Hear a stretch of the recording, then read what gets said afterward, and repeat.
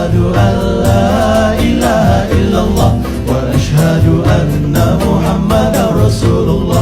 Tiada Tuhan selain Allah, Nabi Muhammad pesuruh Allah. Alhamdulillah, pujian bagi. Assalamualaikum warahmatullahi wabarakatuh. Bismillah walhamdulillah wassalatu wassalamu ala rasulillah wa ala alihi wa sahbihi wa mawalah, amma ba'd. Para hadirin yang ada di studio dan para pemirsa dimanapun Anda berada, alhamdulillah kita bisa bertemu dalam kajian Ramadan. Mudah-mudahan apa yang akan kita sampaikan ini menjadi ilmu yang bermanfaat, barokah fitini wa dunya hatal akhirah. Dalam kesempatan ini dan beberapa episode yang akan datang, kami akan menyampaikan salah satu kitab di mana kitab ini menjadi ringkasan dari kitab yang sangat fenomenal yang pernah ditulis oleh Hujjatul Islam Al-Imam Abi Hamid Muhammad bin Muhammad Al-Ghazali. Ada satu ringkasan yang cukup bagus yang ditulis oleh Syekh Jamaluddin Al-Qasimi yang beliau beri judul Mau'izatul Mu'minin. Kami ambil beberapa poin, terutama salah satu bagian dari kitab Ihya Ulumuddin, yaitu Kitabu Asroris Shaum. Baiklah, kita mulai saja. Namun sebelumnya mari kita bacakan suratul Fatihah kepada pengarangnya Syekh Jamaluddin Al-Qasimi, juga kepada Sayyidina Syekh Abi Hamid Al-Ghazali, juga kepada para guru-guru kita. Mudah-mudahan barokah beliau semuanya, ilmu yang kita dapatkan menjadi ilmu yang manfaat di dini hatal akhirah. Ala hadini ya walikulli niyatin sholihah. Al-Fatihah.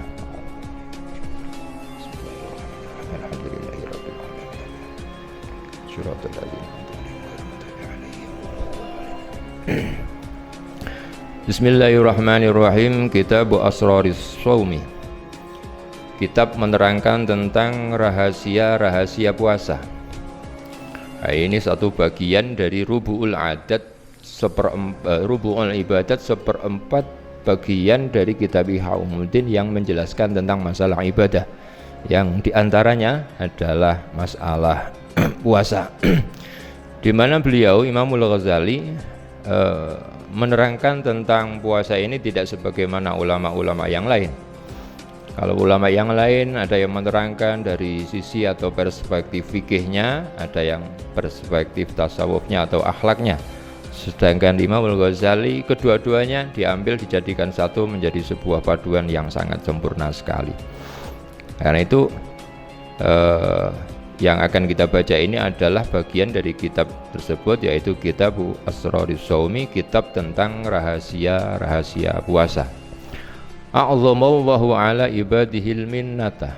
Allah Subhanahu wa ta'ala telah memberikan anugerah yang sangat besar kepada hamba-hambanya, bima dafa'anhum kaidasyaitani, dengan sesuatu yang bisa digunakan sebagai alat untuk menolak bujuk rayu setan, untuk menolak tipu daya setan.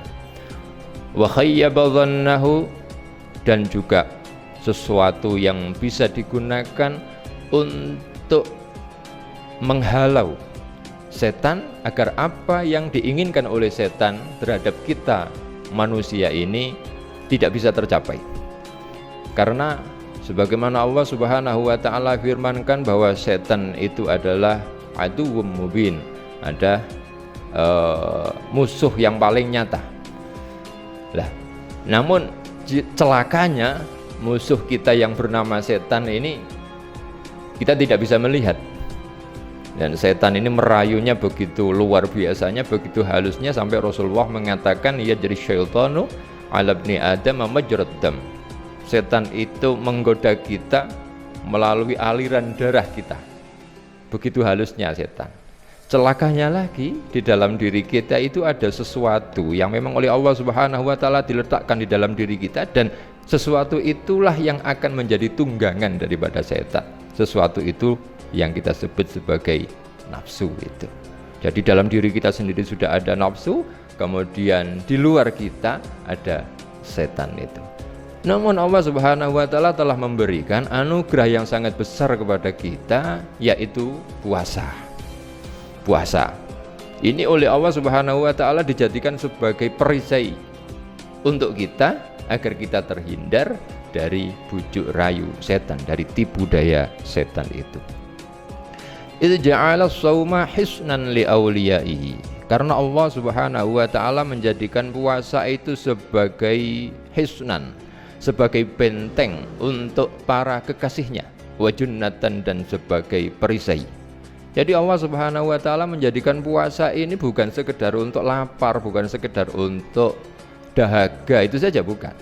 Tapi jauh lebih penting dari itu, bahwa puasa ini oleh Allah Subhanahu wa taala dijadikan sebagai benteng. Sebagai benteng pertahanan diri kita dari serangan setan. Juga sebagai perisai kita agar kita bisa terhindar dari serangan setan itu tadi. Wa qad jaa'a anhu, dan telah datang diriwayatkan dari Rasulullah sallallahu alaihi wasallam, as-shaumu nisfus sabri.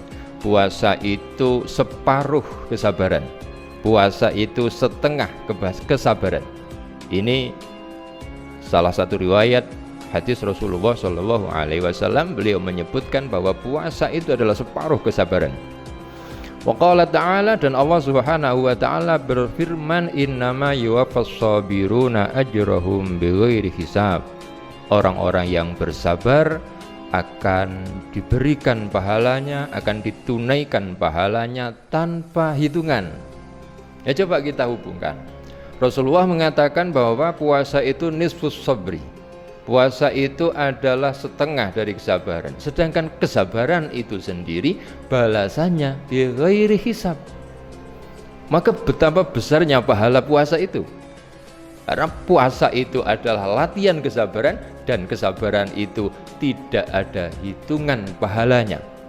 Saking besarnya, saking banyaknya pahala yang akan didapatkan oleh orang-orang yang berpuasa. Maka kata Imam Al-Ghazali, faqad jawaza sawabus shaumi qanunat takdiri wal hisab.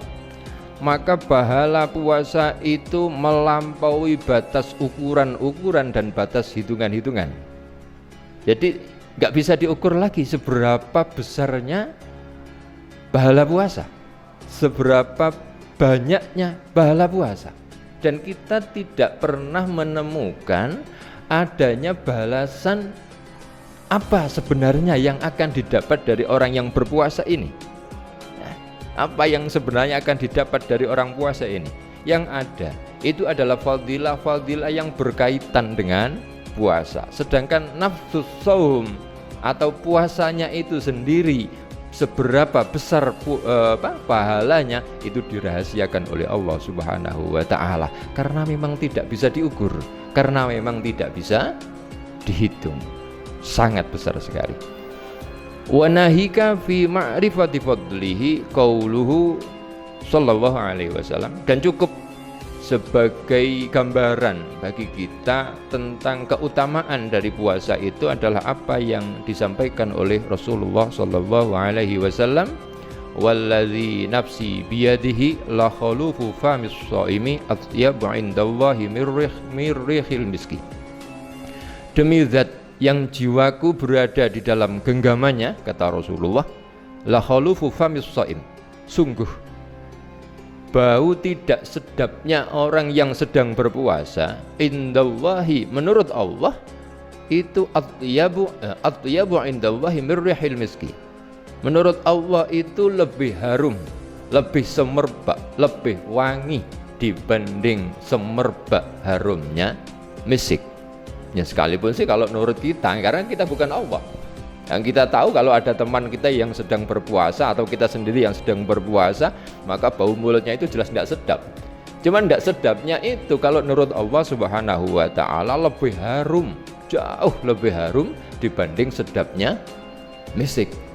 Sehingga kalau kemudian kita belajar fikih, itu ada hukum makruh bersiwak setelah zawal atau setelah zuhur. Mengapa? Karena bersiwak setelah zawal atau setelah zuhur itu bisa menghilangkan bau mulut yang tidak sedap dari orang yang berpuasa. Makanya mbak-mbak, mas-mas yang kalau berpuasa bau mulutnya tidak sedap, ya sudah, biarkan saja. Biarkan saja, tapi jangan disengaja agar tidak sedap. Jadi misalkan sahurnya itu pakai jengkol, pete dan lain sebagainya yang banyak, itu biar nanti nggak sedap, semakin harum, semakin semerbak baunya itu melebihi musik, ya nggak usah begitu. Karena yang dimaksud itu adalah bau yang ditimbulkan karena puasa itu tadi. Yaqulullah azza wa jalla, Allah subhanahu wa ta'ala berfirman dalam sebuah hadis qudsi yang disampaikan oleh Rasulullah ini, innama yazaru syahwatahu, hambaku yang berpuasa ini meninggalkan syahwatnya, meninggalkan keinginannya, meninggalkan nafsunya, wa ta'amahu, dan meninggalkan makan, wa syarabahu, dan meninggalkan minumannya, li ajli, karena aku. Kita tidak makan, kita tidak minum, haus sekalipun, lapar sekalipun, kita tidak makan, tidak minum. Bahkan di tempat yang tidak ada orang yang tahu, kita tetap berpuasa. Kita tetap tidak makan, kita tetap tidak minum. Karena apa? Karena Allah. Maka Allah berkata, fasaumu li, maka puasa itu untukku. Wah, ini luar biasa. Puasa itu untukku, kata Allah. Wah, padahal apa? Padahal setiap ibadah itu semuanya untuk Allah. Tidak ada satupun ibadah yang selain untuk Allah. Tapi oleh Allah subhanahu wa ta'ala dispesialkan, dikhususkan. Fasaumu li, puasa itu untukku. Lah mengapa Allah menyebutkan begitu? Karena puasa itu yang tahu cuma kita. Puasa itu yang tahu cuma kita. Coba sampean bayangkan ya. Misalkan besok kalau sudah puasa jam-jam segini itu kan haus-hausnya, lapar-laparnya. Kemudian sampean masuk ke kamar, ndak ada ayah, ndak ada ibu, ndak ada adik, ndak ada mas, ndak ada mbak, ndak ada siapa-siapa di situ. Zaman makan ndak ada yang tahu, bisa nggak? Bisa. Tapi tidak, itu tidak kita lakukan. Ini nilai dari puasa itu semacam itu. Jadi disebutkan bahwa puasa itu adalah ibadah yang sifatnya meninggalkan, sifatnya menghindari sesuatu. Menghindari sesuatu itu tidak ada yang tahu kecuali dirinya sendiri. Maka Allah subhanahu wa ta'ala mengatakan bahwa as-saumu li, puasa itu untuk diriku. Ini rahasia dari puasa. Sehingga apa yang disampaikan oleh Imam Al-Ghazali kalau bisa kita simpulkan, rahasia dari puasa itu yang pertama adalah keikhlasan. Keikhlasan. Dimanapun, kapanpun, situasi apapun, Allah subhanahu wa ta'ala melarang kita untuk makan, melarang kita untuk minum, kita taat.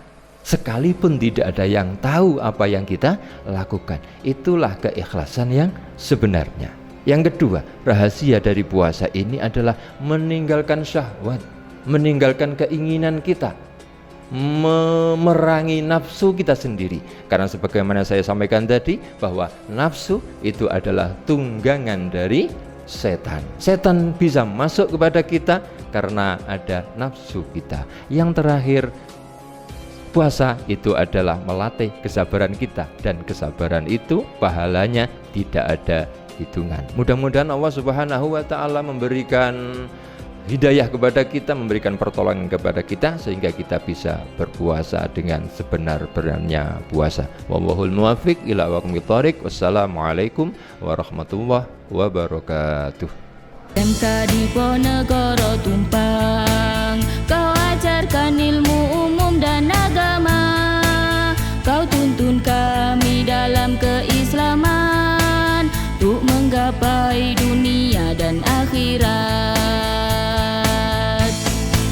SMK ku jayalah selalu dalam perjuangan mendidik anak bangsa. Sekolah sangat cilik, SMK Diponegoro tumpang. SMK ku jayalah selalu dalam membangun bangsa bermartabat mulia. Sekolah